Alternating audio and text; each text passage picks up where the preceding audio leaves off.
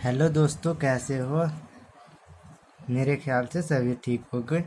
लेकिन मैंने सोचा कि मैथ की जगह कुछ और थोड़ा अच्छा चीज़ पढ़ लेता हूँ, इसलिए मैंने आज थोड़ा मैपिंग का क्लास मैंने करना चाहा। इसलिए मैंने आज मैप लेकर आया हूँ भारत की, इंडिया के बारे में, कि भारत की नदी कौन कौन सी नदी कहाँ से निकलती है, कैसे निकलती है, उसकी पूरी अच्छी तरह से दिखाएंगे। और उसको अच्छी तरह से बताएंगे भी कि कौन सी नदी कहाँ से निकलती है और कहाँ गिरती है, कौन सी नदी का कहाँ से हो करके गुजरती है। वो सब सारी बातें हम लोग देखेंगे, और वो भी मैप के थ्रू देखेंगे कि मैप में कहाँ से कहाँ निकलता है और कहाँ से कहाँ गिरती है। चलो आज हम लोग स्टार्ट करेंगे सिंधु घाटी सभ्यता के बारे में, जो कि सिंधु घाटी सभ्यता में आता है सिंधु नदी, चिनाब, झेलम, सतलज, ब्यास, रावी। ये सब नदी को हम लोग आज डिस्कस करेंगे, जो कि सिंधु नदी का सहायक नदी जितना भी है छोटा छोटा, जो कि इंडिया का सहायक नदी है, वो सब को हम आज डिस्कस करेंगे। चलो आज स्टार्ट करते हैं सिंधु घाटी सभ्यता के थ्रू। जो सिंधु घाटी था वहाँ से स्टार्ट करते हैं। सिंधु घाटी सभ्यता कहाँ से था? तो सिंधु नदी के बगल में था। तो सिंधु नदी कहाँ से निकलता है? तो ये जो निकलता है वो मानसरोवर झील है, वहाँ से सिंधु घाटी जो निकलता है, ये सिंधु जो निकलती है वो निकलती है यहाँ से। ये मानसरोवर झील है, यहाँ से निकलते हुए ये इस तरह से जाती है, और इस तरह से ये पाकिस्तान में इंटर करके इस तरह से ये पाकिस्तान से आते हुए यह अरब सागर में गिर जाती है। इसकी टोटल जो लंबाई है, ये वाली पूरी लंबाई 2880 किलोमीटर है। पूरी लंबाई जो है ये निकलती कहाँ से है? तो ये जो है मानसरोवर झील है। मानसरोवर झील ये कहाँ है? तो यह जो है तिब्बत में है। तिब्बत में इसकी टोटल लंबाई इतना हो गया। ये मानसरोवर झील से निकलती है, और यह भारत में कहाँ से इंटर करती है? तो ये जो है भारत में जम्मू कश्मीर से में इंटर करती है, और जम्मू कश्मीर से इंटर करके पाकिस्तान में गिरती है, और पाकिस्तान से होकर के यह जो है जब अरब सागर में गिरती है।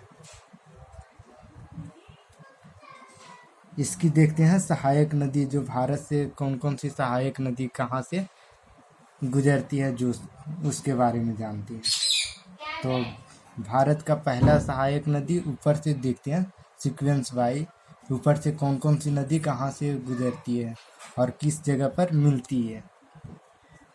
पहले देखते हैं झेलम। झेलम नदी सबसे ऊपर से निकलती है, यानी जम्मू कश्मीर से निकलती है, और यह जम्मू कश्मीर के इस जगह से निकल करके, इसका नाम जो है झेलम नदी का, वो शीशनाग यहाँ पे जगह है, शीशनाग या बेरीनाग झील, यहाँ से निकल करके यह जो है पाकिस्तान में प्रवेश करती है, और पाकिस्तान में प्रवेश कर करके ये नदी जा करके सतलज में मिलती है, और सतलज नदी जा करके जो है यहाँ पे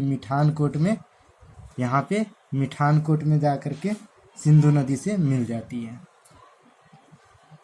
तो झेलम नदी को क्या देखें कि झेलम नदी जो है शेषनाग झील या बेरीनाग झील जम्मू कश्मीर से निकलती है, और यह नदी जो है यहाँ पे मिलती है पहले चिनाब में। यहाँ पर पहले चिनाब में मिलती है, फिर ब्यास में भी मिलती है, रावी में भी मिलती है। यानी ये जो चिनाब में मिलती है, उसके बाद ये चिनाब नदी के नाम से जानी जाती है, और उसके बाद ये जो है इधर आकर के अभी बताएंगे कि सतलज नदी में आकर के कैसे मिलती है। तो ये वाली नदी कौन सी रह गई? झेलम थी। इसको नाम देते जाते हैं, जैसे कि इसका नाम था सिंधु, तो ये से लिख देते हैं। समझ जाओगे। ए से सिंधु नदी ये वाली थी, और ये वाली जो है झेलम, जे से लिख देते हैं इसको झेलम, ये झेलम नदी है। इसकी टोटल लंबाई जो लिख देते हैं कि कितना लंबाई है, तो झेलम की टोटल जो लंबाई है ये जम्मू कश्मीर से निकलती है और पाकिस्तान में जा कर के ये जो है झांगके के पास जा कर के चिनाब में मिल जाती है। यहाँ पर झांगपे नाम के एक जगह है, वहीं पे जा कर के ये मिल जाती है। ये जो डिस्टेंस, इतना दूरी ये जो तय करता है, ये जो है 725 किलोमीटर है। ये वाली ये इतना किलोमीटर ये है। ये झेलम नदी हो गया। अब उसके बाद देखते हैं चिनाब नदी। चिनाब नदी जो है यह हिमाचल प्रदेश से, यहाँ पर हिमाचल प्रदेश है, ये बारालाचा दर्रा से निकलती है। हिमाचल प्रदेश के बारालाचा जो है वहाँ से निकलती है, और यह निकल करके यह जो है फिर जा करके ब्यास नदी में मिल जाती है। यह जो है रावी नदी और ब्यास नदी और झेलम नदी, ये तीनों जो है यहाँ आकर के मिल जाती है।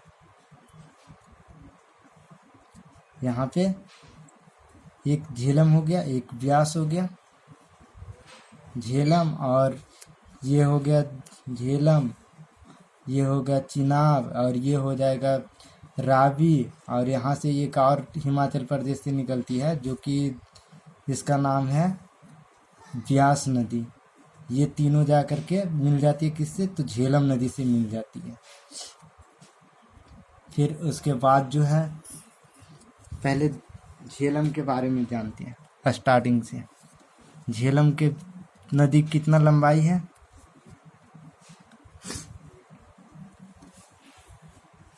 झेलम की लंबाई जो है टोटल 725 किलोमीटर है। इसकी निकलती है, यह जो है झेलम नदी वह जम्मू कश्मीर से निकलती है, जम्मू एंड कश्मीर से निकलती है। और यह जो है झेलम नदी यह शेषनाग झील से निकलती है, जम्मू कश्मीर से ही। इसका जो है पुराना नाम, इसका झेलम का पुराना नाम लिख देता हूँ मैं। इसका पुराना नाम जो है विस्ता नदी कहते हैं, इसको जो है विस्ता नदी कहते हैं, विस्ता नदी। विस्ता या वितस्ता भी इसको बोलते हैं, वितस्ता नदी। इसका पुराना नाम हो गया झेलम का। और ये झेलम नदी यहाँ से निकल करके, जो कि इसका बताए थे शेषनाग झील से निकल करके, जम्मू कश्मीर के शेषनाग झील से निकल करके, और ये मिलती है चिनाब नदी में जा करके। यहाँ पर ये चिनाब नदी रही, यहाँ पर जाके मिलती है। अब पढ़ते हैं चिनाब नदी को। तो चिनाब नदी जो है यह अस्किनी या इस्कमती नदी भी इसको कहते हैं। चिनाब नदी को अस्किनी, चिनाब पढ़ते हैं पहले, चिनाब नदी,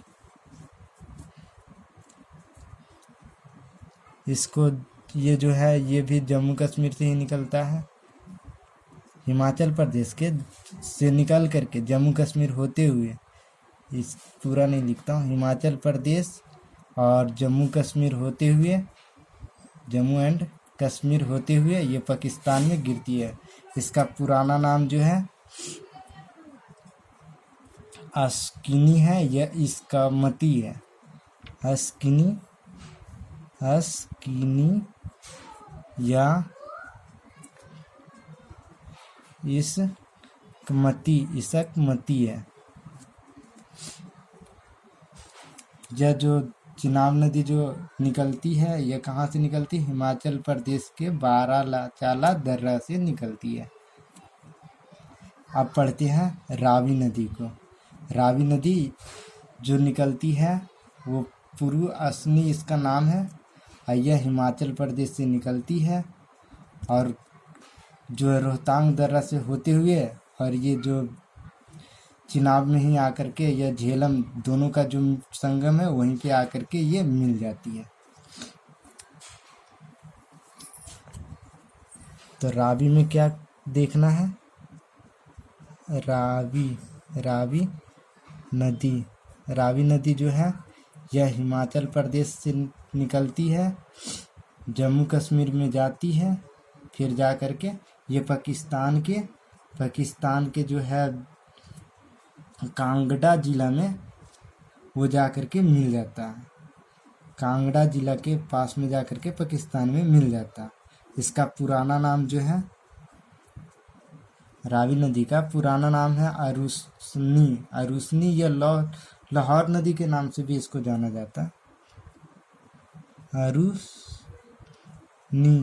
अरुस्नी या फिर लाहौर नदी को लाहौर नदी के नाम से भी जानती हैं।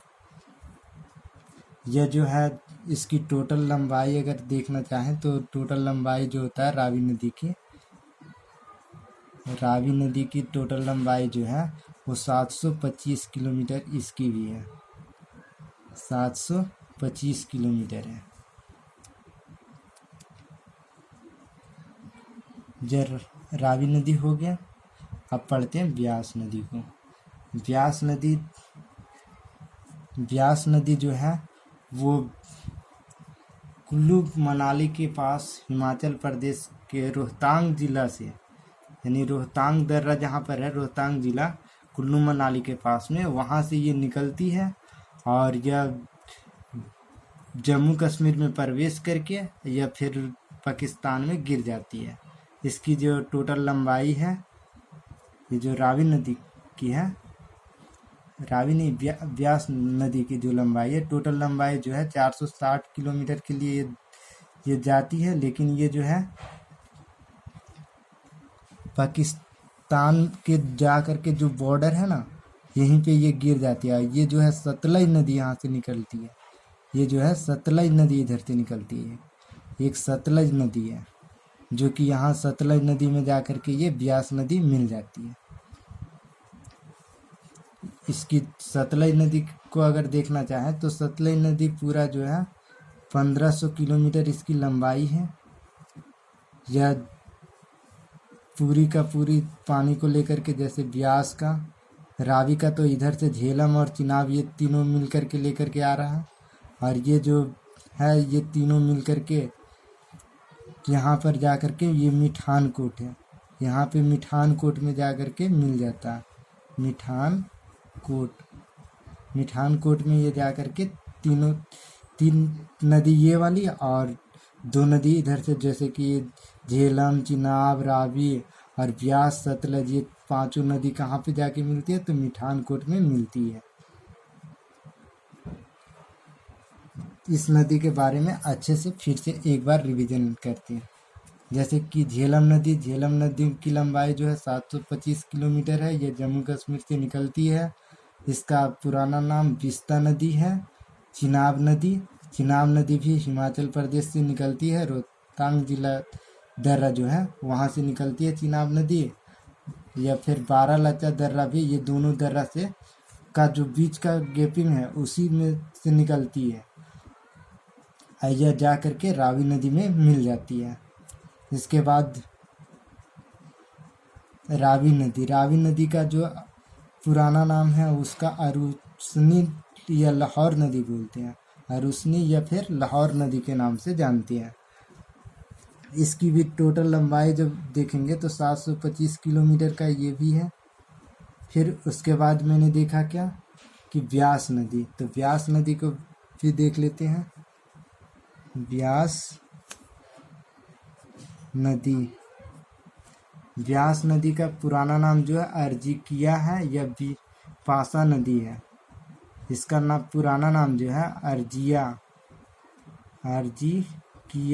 अर्जिकिया या फिर बिपाशा इसका पुराना नाम हो गया। ये जो निकलती है यह हिमाचल प्रदेश से निकल करके रोहतांग जिला दर्रा से कुल्लू मनाली, जो जानते हो कुल्लू मनाली जो घूमने वाली जगह है, वहाँ से के ही निकट में एक व्यास कुंड है। व्यास कुंड के बगल में ही एक, या फिर उसी के सड़ा हुआ रोहतांग दर्रा, और उसी दर्रा से ये निकल करके हिमाचल प्रदेश से होते हुए जम्मू कश्मीर जाता है, और जम्मू कश्मीर से होते हुए ये फिर पंजाब में हिलता है, और पंजाब में जा करके जम्मू कश्मीर में जा करके पंजाब में आता है, और पंजाब से फिर जा करके ये पंजाब में ही सतलज नदी से मिल जाता है।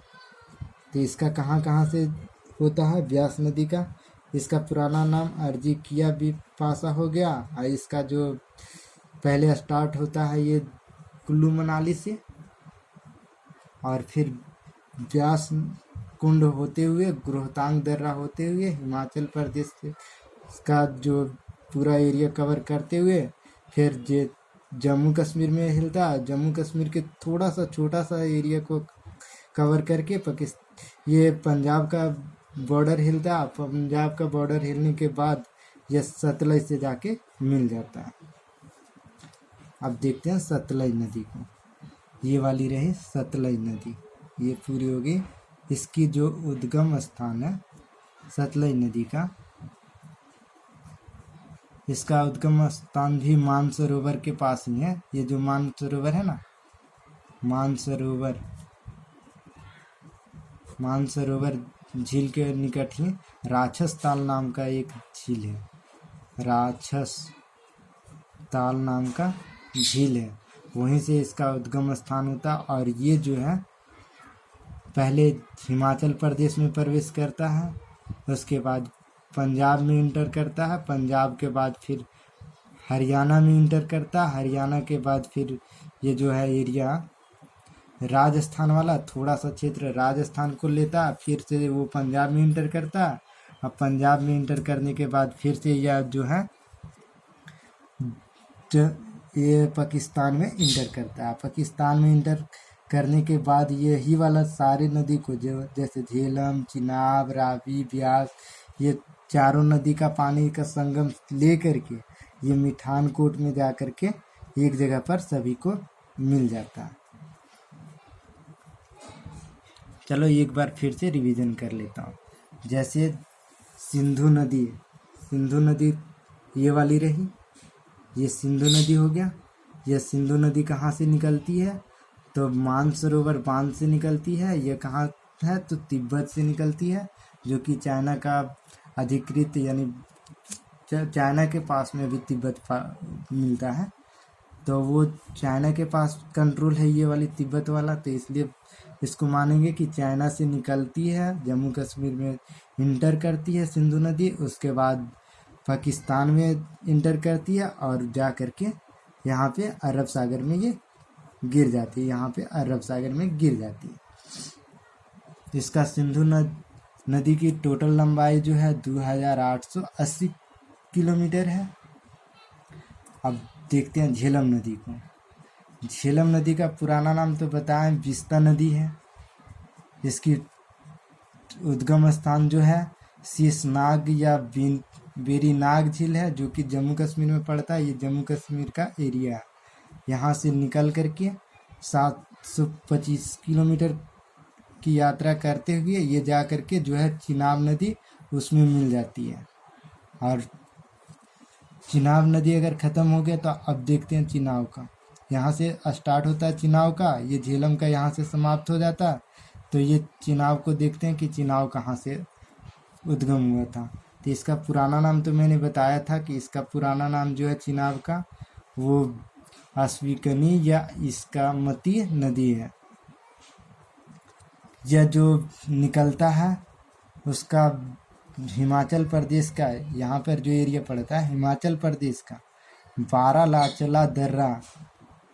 बारालाचला यहाँ पे दर्रा एक है, वहीं से हिमाचल प्रदेश में निकलता है। और यह फिर थोड़ा सा एरिया ये जम्मू कश्मीर का लेता है, उसके बाद ये जा कर के झेलम से मिल जाता है। अब यहाँ से झेलम और ये चिनाब दोनों मिलता है, और यहीं पे कुछ बगल में जा कर के ये रावी नदी मिलता है। रावी नदी का मैंने बताया था, ये इसका पुराना नाम जो है परुसनी है। लाहौर नदी के नाम से भी यह जाना जाता है। रावी नदी कहाँ से निकलता है ये मैंने बताया था कि हिमाचल प्रदेश के जो है रोहतांग दर्रा वहीं से ये निकलता है रावी नदी, और ये जा कर के जो है चिनाब नदी में मिल जाता है। ये उसी के जो जहाँ पर झेलम यानी मिलता है उसी के बगल में जाके रावी भी मिल जाता है चिनाब नदी से। अब ये चिनाब नदी या इसको चिनाब नदी के नाम से भी जाना जाता है, ये वाली जो एरिया है इसको झेलम नदी से नाम से भी जाना जाता है, क्योंकि ये 3 नदी का संगम स्थल है। इसलिए यहाँ पर जो है आगे वाली को कभी कभी झेलम भी बोलते हैं या फिर कभी चिनाब नदी भी बोलते हैं, लेकिन रावी छोटा नदी है इसलिए इसको उतना नाम नहीं देते हैं। अब देखते हैं व्यास नदी का। व्यास नदी के मैंने बारे में बताया था कि इसका पुराना नाम जो है विपाशा है या अर्जिकिया है।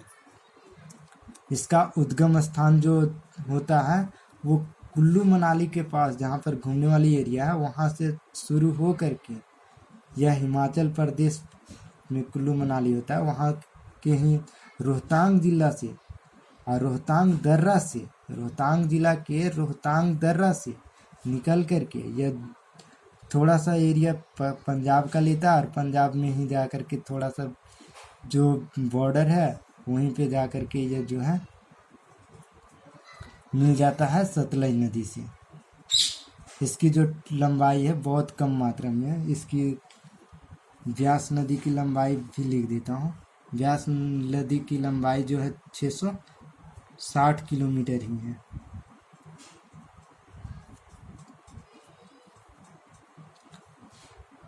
फिर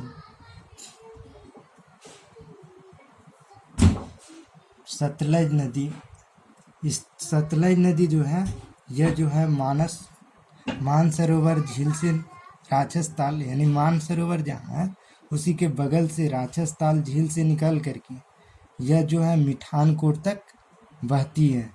इसके बीच में यह हिमाचल प्रदेश में पहले इंटर करती है, उसके बाद यह फिर पंजाब में इंटर करती है, पंजाब के बाद यह फिर हरियाणा में इंटर करती है, हरियाणा के बाद यह राजस्थान में थोड़ा सा इंटर करती है, उसके बाद फिर यह पंजाब में इंटर करके यह पाकिस्तान में चली जाती है। और ये सब सारे नदी का यहाँ से पानी लेकर के ये जो सिंधु नदी घाटी था ये जा कर के अरब सागर में गिरा देती है। हेलो दोस्तों, कैसा लगा वीडियो? अगर वीडियो अच्छा लगा तो लाइक और सब्सक्राइबर ज़रूर करना और मेरी वीडियो को शेयर भी ज़रूर करना। थैंक यू दोस्तों।